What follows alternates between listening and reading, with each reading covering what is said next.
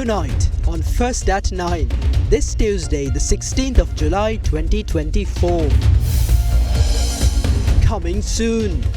Election Commission to announce the date of the presidential polls before the end of this month. Cost-reflective pricing. Amended water tariff policy and formula receives cabinet nod. Implementation scheduled from early 2025. Restructuring measures. Voluntary retirement scheme to be introduced for CEB employees to downsize the SOE's cadre. Trade and aid. The United States expresses interest in exploring opportunities for bilateral trade and investment in Sri Lanka. Vows to increase support for Sri Lanka's hydrographic mapping capabilities. ඔබේ විශ්වාසය දිනු සෙන්සුරයින් දැන් ළඟමැති ෆාමසියෙන් ලබාගත හැක. From Derana, this is Derana First at 9. Live from Studio 24 in Colombo. Good evening and welcome to tonight's edition of Derana First at 9. I'm Tharindu Mahendra, joining you with the latest in Sri Lanka and around the world. Now in your top story this evening, during this week's cabinet meeting, the Cabinet of Ministers granted approval to implement a newly formulated cost-reflective price formula for the water tariff. Additionally, a decision was made to present a draft bill to Parliament to amend the Constitution, specifically defining the President's term of office as 5 years. With that, let's review some of the other decisions made during the week. The Cabinet of Ministers has approved the implementation of the newly formulated price formula and policy for water tariffs by the Water Supply and Drainage Board, which is designed to reflect costs akin to electricity and fuel tariffs starting next year.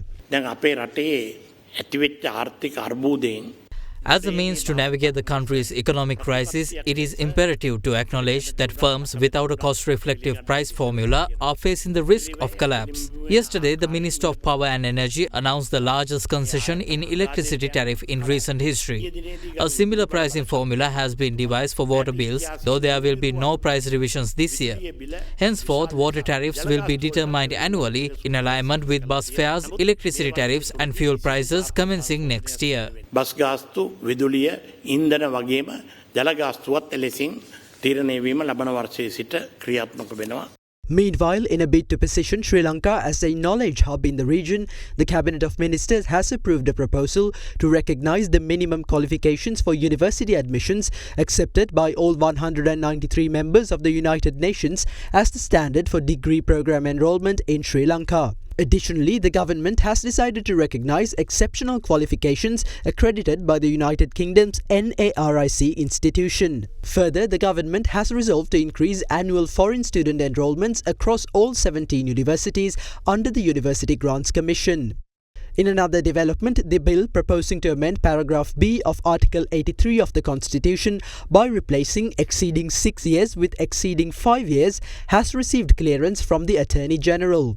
Consequently, the Cabinet of Ministers has approved the proposal to publish the bill in the Government Gazette and subsequently table it in Parliament for approval. Additionally, approval has been granted to instruct the legal draftsman to prepare a new bill based on the preliminary draft of the Commission for Truth, Unity and Reconciliation in Sri Lanka Bill, which was gazetted last December. The initial bill was not presented to Parliament due to various amendment proposals submitted by different parties. The new bill will incorporate amendments proposed by the Interim Secretariat for the Truth and Reconciliation Mechanism following necessary consultations. Crunchy goodness for hunger on the go. Now, Minister of Power and Energy Kanchana Wijesekara assessed the government's initiative to promote renewable energy generation was a key factor that facilitated the recent concessions in electricity tariffs. The minister went on to say that the government expects to provide further concessions during the next round of tariff revisions in October by reducing the Ceylon Electricity Board's operational costs through its restructure. විදුලි ගාස්තුව අඩු කිරීමට ප්‍රධාන වෙච්ච හේතුව තමයි The main reason for slashing electricity tariffs is the reduction in interest rates. Interest rates that had gone up to 36% have come down to 15 to 14%. Further, the dollar rate has come down to 300 rupees on the dollar. Apart from that, there has been a global reduction in coal and oil prices.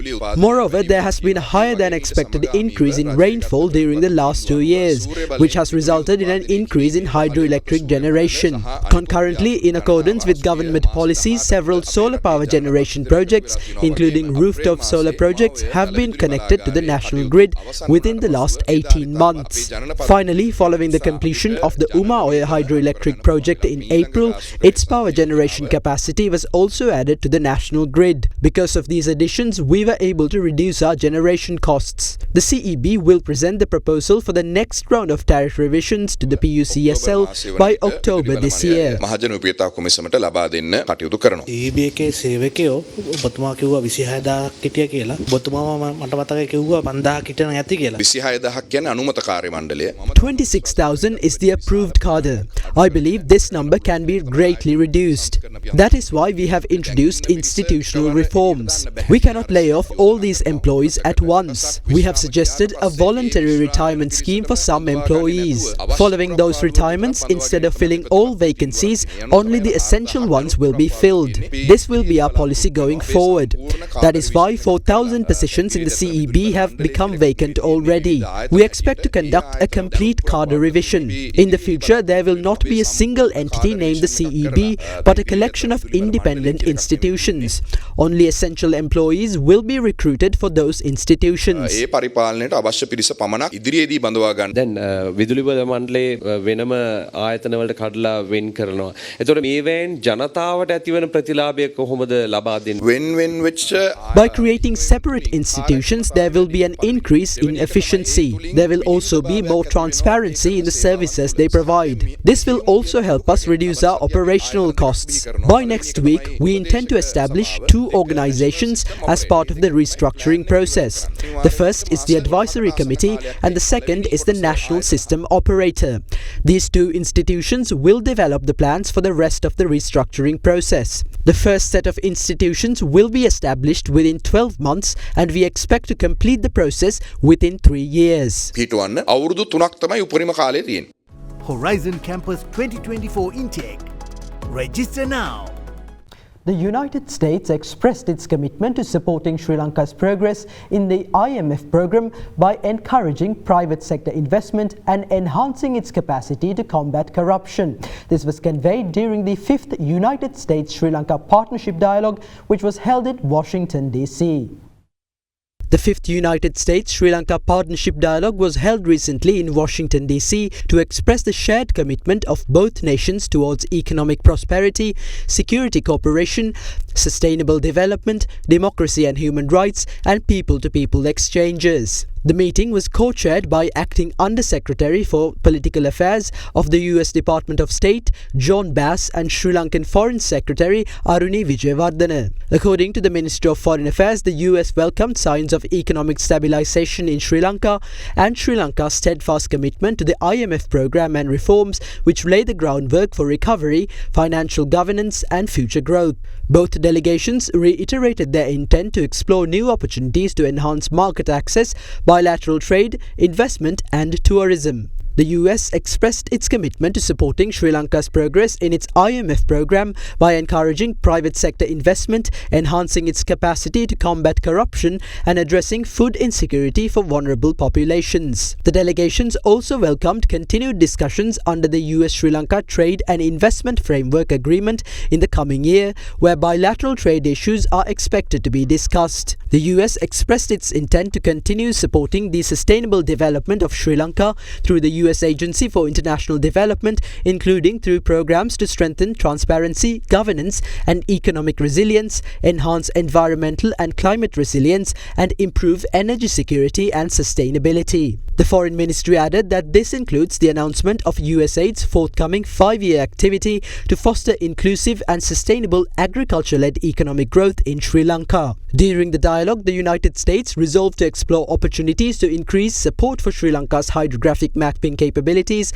and the training and development of personnel in this field. The US also welcomed steps taken by Sri Lanka to promote reconciliation and human rights and encouraged continued efforts on these issues. Sri Lanka appraised the United States of recent developments on reconciliation and domestic mechanisms to uphold democracy and further good governance, the rule of law, and the promotion and protection of human rights. The US commended the passage of anti-corruption legislation and the release of government-held lands back to their original owners in the northern and eastern provinces of Sri Lanka.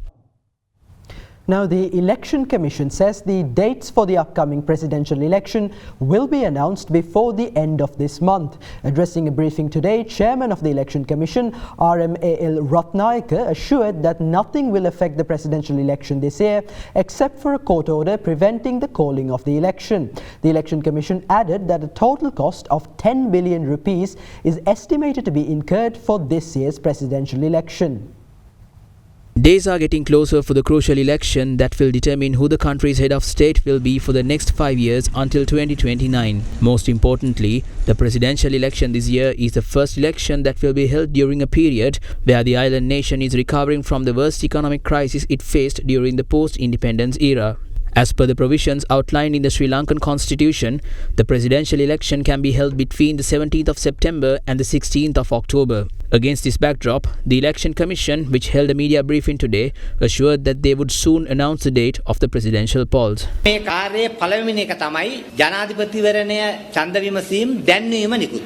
initial step in this procedure is publishing the notice regarding presidential polls.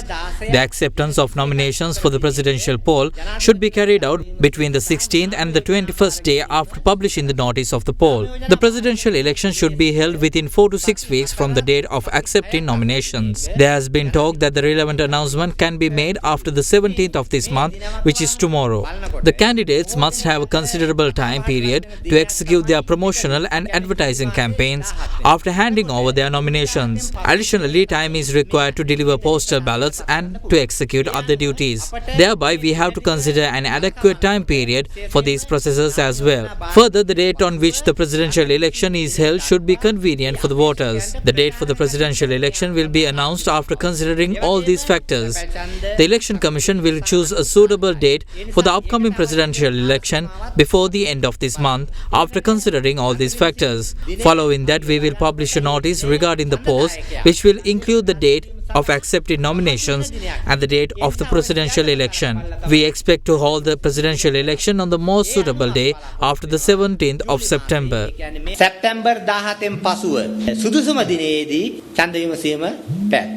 The Election Commission also announced that the number of voters eligible to vote this year's presidential election has increased by 1.1 million compared to that of the 2019 presidential election. The new electoral register which was prepared this year will be used in this year's presidential election. Citizens who attain the age of 18 years between the 1st of April and 31st of May this year will also be included in this latest electoral register. Accordingly, there will be 17,140,000 eligible voters this year. However, there can be slight changes in this number. Further, the 2019 presidential election incurred a total cost of 4.5 billion rupees.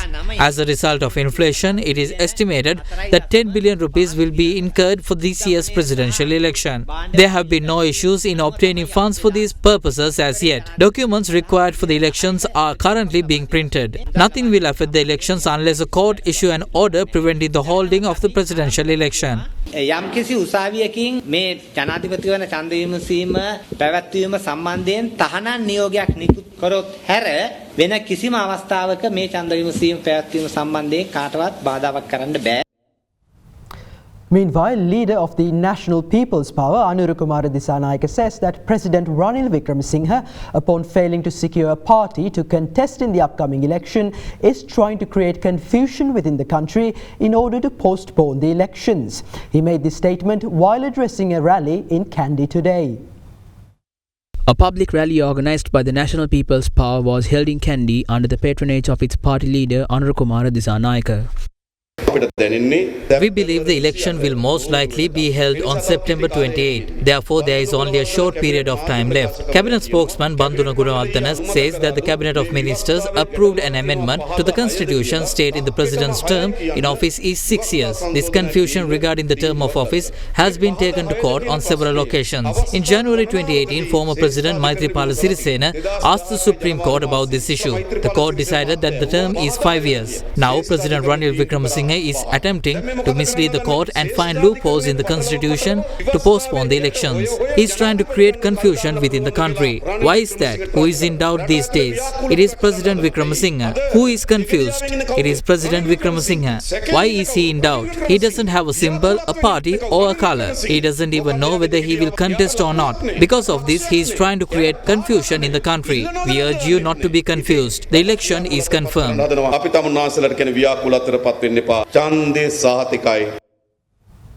Now, leader of the Maubima Janata Party, Dilip Jayawira, says that Sri Lanka will fail to accumulate more wealth going forward if the country plans to follow the same policy of accumulating more debt. He also confirmed his intention to contest in all upcoming elections, including the presidential election. Leader of the Maubima Janata Party, Dilip Jayawira, and several other members of the Sarva Jana Balaya Alliance visited Jayashrima Bodhi this morning to invoke blessings. The first draft of the Sarva Jana Balaya strategic plan titled A Happy Nation and Entrepreneurial State was presented to the chief incumbent of the Atamasthana, Venerable Dr. Pallegama Hemarathana Thera.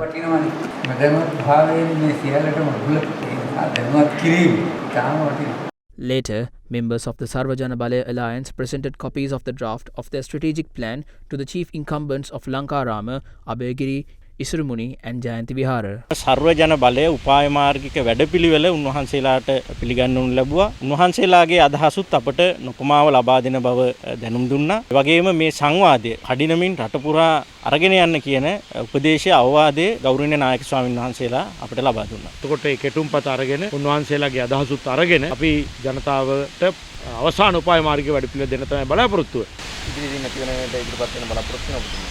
ජනාධිපතිවරණය ආවම ජනාධිපතිවරණයට ඊට පස්සේ මහමැතිවරණය ආවම මහමැතිවරණයට ඊළඟට පළාත් සභාවම පළාත් සභාවලට ඒ සියල්ලටම අපි දැක්ක දේශපාලන ගණනාවක් මේ එක්සත් ජාතික පක්ෂ රනිල් වික්‍රමසිංහ මහත්තයාට එක්රොක් වෙනවා. මොකද එතුමා තමයි මේ රට ගොඩ නැගුවේ කියන අදහස තමයි ජනතාව තුළ තියෙන්නේ. ජනතාව හොඳට තේරුම් අරන් තියෙනවා ණය ගෙවන්නත් ණය ගන්න හොඳ පුද්ගලයා එතුමා කියලා. නමුත් අපි විශ්වාස කරන්නේ නැහැ ණය අරගෙන මේ රට ගොඩ ගන්න පුළුවන් කියලා. ජනතාව හේතු ගනීවි රටේ ධනය නිර්මාණය කිරීමට නම් එතුමාගේ පිටිපස්සේ ගිහිල්ලා හරියන්නේ නැහැ කියලා. Now, opposition leader Sajith Premadasa pointed out the need for all Sri Lankans to be well versed in the constitution, highlighting that it should be included in the school syllabus when reforming the education system. He made those remarks at the 321st edition of the Sakpala program held in Mannar. The 321st edition of the Sakpala program was held at Roman Catholic Tamil Mahavidyalaya Mannar under the patronage of opposition leader Sajith Premadasa. Governments are empowered by the Constitution to develop the country through their policies. It is imperative for people to understand the policy-making process. Unfortunately, the Constitution is not readily available in the school libraries. Every child in our country should learn about the Constitution. We will distribute copies of the Constitution in Sinhala, English and Tamil to all 10,096 schools nationwide. We aim to educate the younger generation regarding the Constitution. You can gain valuable knowledge by reading this. The first step that should be taken when reforming the education system is including the Constitution in the school curriculum to ensure that everyone comprehends it. Then the people will be able to form a comprehensive understanding of the Constitution. Now let's take a look at some other views expressed in the political arena.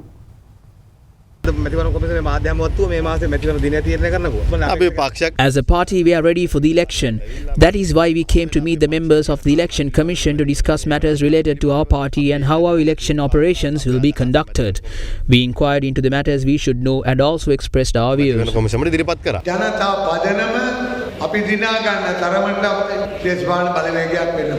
දේශපාලන බලවේගයක් වෙන තරමට අපට මේ රටේ දේශපාලන පෙරලිය කරන්න පුළුවන් අපි කවුරුත් සීන දකිනවා.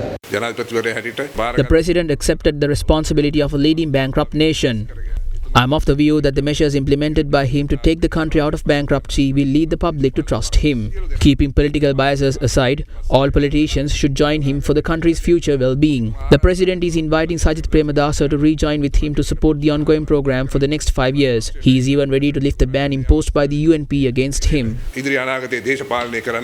අපි එක්සත් ජාතික පක්ෂයේ ඉඳලා වෙන් වෙලා ඇවිල්ලා වෙනම පක්ෂයක් හදලා සජිත් ප්‍රේමදාස මැතිතුමා ඒ පක්ෂේ නායකය වෙලා අවුරුදු 4මාරක් වැඩ කරලා ජනාධිපති වෙන්න ඕන්න මෙන්න තියෙද්දි මේ UNP සමාජිකත්ව ගන්න ඕනද? සජිත් ප්‍රේමදාස මහත්මයා. When members will start to leave the party in the near future, Sajith Premadasa will be able to count the number of members who will be supporting the government's ongoing program. With measures in place to stabilize the country, members of each and every political party have started to gather around the president. ලොහාන්ලා රෝහිතලා මහින්දානන්දලා එක කොටේකට නැගලා එකතු වෙලාද කරන්න හදන්නේ මේ මහජන ආණ්ඩුව එන එක වළක්වන එක. ඇයි මේක තමයි ඉතිහාසයේ පළවෙනි වතාවට ජනතාව ජීවත් කරන ආණ්ඩුවක් හදන්න යන අවස්ථාව. Join us once again on the other side of this short commercial break.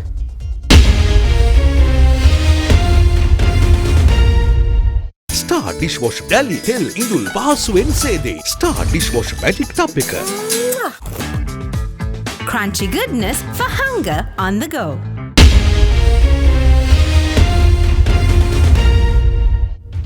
Welcome back. The Director General of the United Nations Educational, Scientific and Cultural Organization, Audrey Azoulay, arrived in Sri Lanka this morning for a 3-day official visit.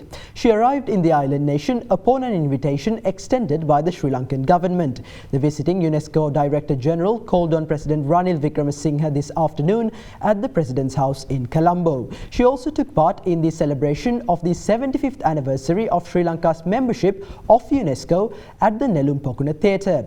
The Secretary General will be making a tour of UNESCO World Heritage sites across the island. She is also scheduled to hold discussions with Education Minister Susil Premajayantha, Acting Foreign Affairs Minister Taraka Balasuriya and other high-level government officials.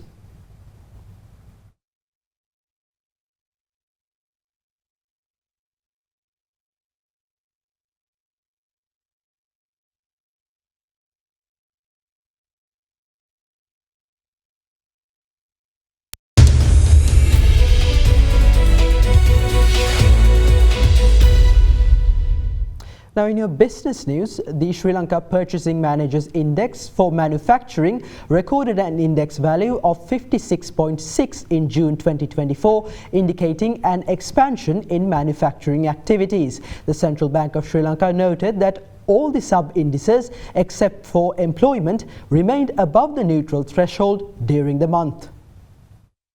In a statement, the central bank highlighted that the expansion in new orders and production was mainly due to the growth in the food and beverage sector. It added that the stock of purchases also expanded in line with the increase in new orders and production. However, employment remained contracted during the month of June as firms are still cautious about refilling vacant positions. Meanwhile, suppliers' delivery time further lengthened in June, mainly attributable to the congestion in the major shipping ports. CBSL highlighted that industry expectations for the next 3 months indicate an improvement, anticipating a gradual recovery in economic conditions. Meanwhile, the CBSL noted that the Sri Lanka Purchasing Managers Index for services indicated a further expansion in service activities in June 2024, as reflected by the Business Activity Index, which recorded an index value of 63.5. It added that the expansion in business activities was driven by the improvements observed across most sectors. The CBSL statement noted that business activities in the wholesale and retail trade grew due to the Hajj festive season. Further, business activities in transportation, financial and other personal services also experienced considerable growth during the month. However, business activities in the accommodation and food and beverage services remain at the same level as the previous month, in line with the sluggish tourist arrivals during the off-season. New businesses increased in June, particularly with the increases observed in financial services and other personal service activities. Employment increased in June due to the new recruitments by several companies. Meanwhile, the CBSL stated that backlogs of work continued to decline during the month. Expectations for business activities for the next 3 months continue to improve at a higher rate, supported by favorable macroeconomic conditions. Meanwhile, the Sri Lanka Tea Board announced that $60 million of the $250 million debt incurred for Iranian fuel imports has been settled through tea imports to Iran. The Ministry of Agriculture and Plantation Industry said that the process was completed according to a strategic agreement signed between Sri Lanka and Iran. The ministry added that due to various economic challenges such as the COVID-19 pandemic, downfall of the tourism industry following the Easter attacks, and overall economic downturn led to the accumulation of payment arrears for fuel imports. Tea Board Chairman Niraj Dimel highlighted that a significant increase recorded in the volume of tea exports to Iran, explaining that the first 5 months of 2024 have seen 4.98 million kilograms of tea exported to Iran compared to 1.85 million kilograms in the same period in 2023.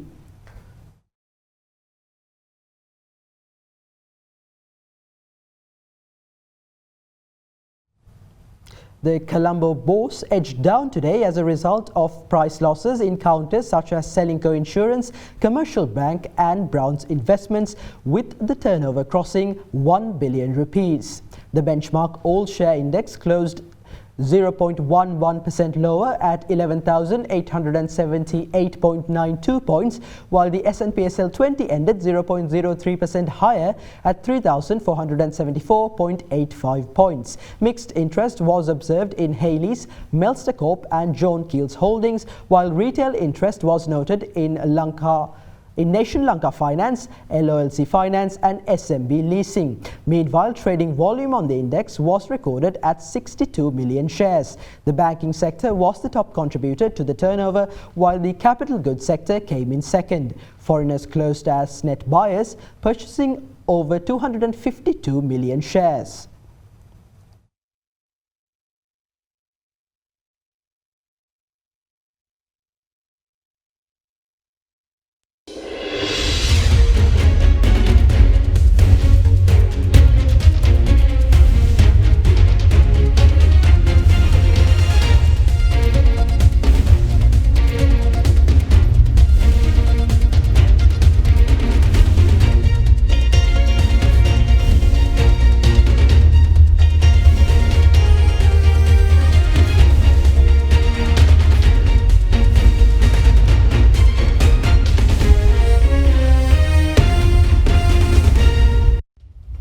And with that, we wrap up tonight's edition of First at 9. We'll meet you once again tomorrow at the same time. Thank you and have a good night.